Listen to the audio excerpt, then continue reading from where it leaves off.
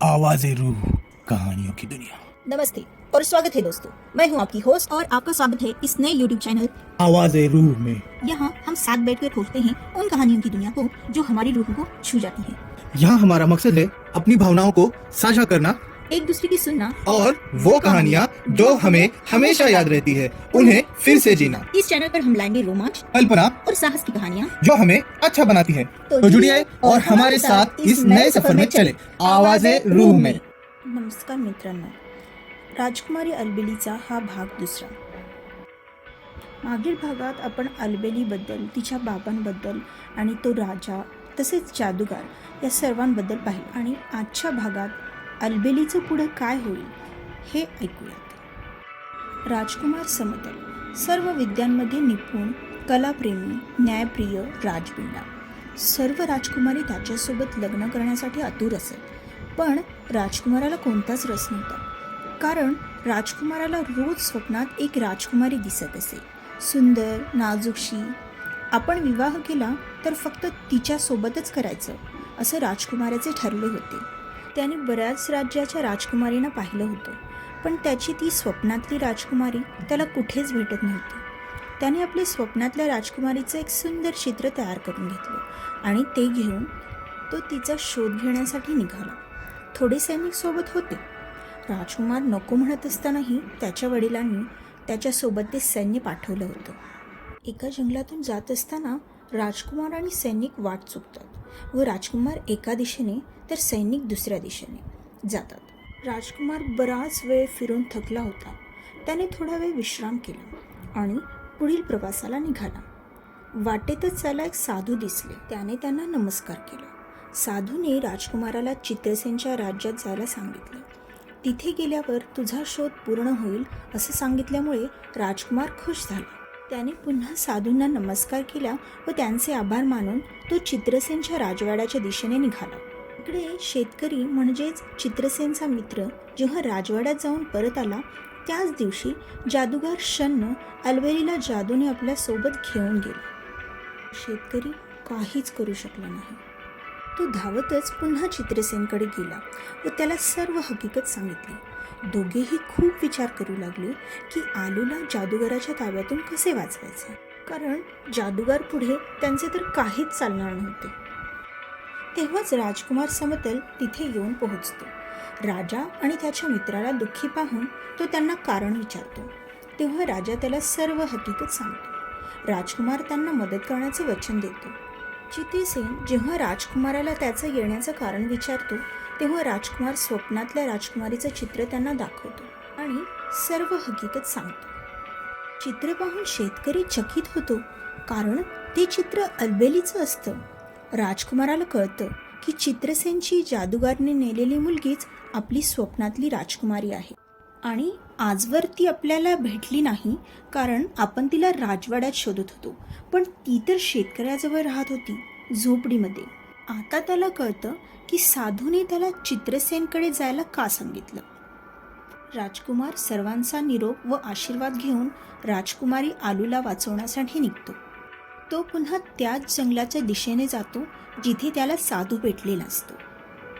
त्याला खात्री असते साधू महाराज त्याला नक्की मार्ग दाखवतील।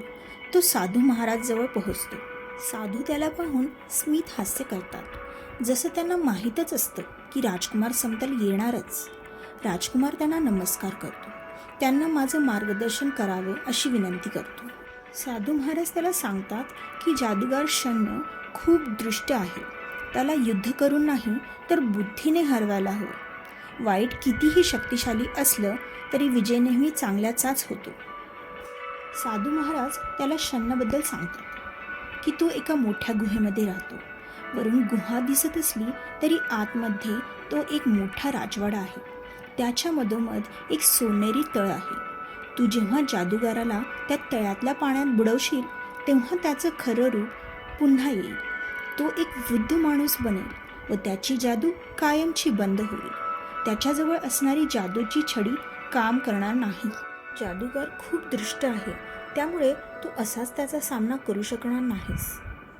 त्यासाठी तुला जंगलाच्या मध्यभागी असलेल्या झाडाखाली पुरलेली एक तलवार आणावी लागेल। ती एक जादुई तलवार आहे। तलवारीपुढे जादूगारचा जादू चालणार नाही. राजकुमार समतल साधूचा निरोप घेऊन तलवार आणण्यासाठी जंगलाच्या मध्यभागी असलेल्या झाडाकडे जाण्यासाठी निघतो. बरेच अंतर चालून चालून तो थकून जातो. सोबत त्याचा घोडाही नसतो. तो थोडा वेळ तिथेच एका झाडाखाली विश्राम करतो. तो थोडा विश्राम करून पुन्हा चालू लागतो. पण कोणतं झाड आणि कोणत्या झाडाखाली तलवार आहे हे मात्र त्याला कळत नाही. तो सर्व बाजूंना शोध घेतो. तिथे एक मोठं झाड असतं. त्याचं खोड खूप मोठं आणि जुनं असतं. त्याच्या मुळ्या दोन्ही बाजूने वर आलेल्या असतात व एका बाजूच्या मुळीवर एक भला मोठा दगड असतो. त्याला वाटतं हेच झाड असेल.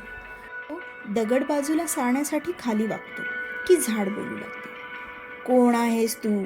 इथे का आलायस मला त्रास द्यायला?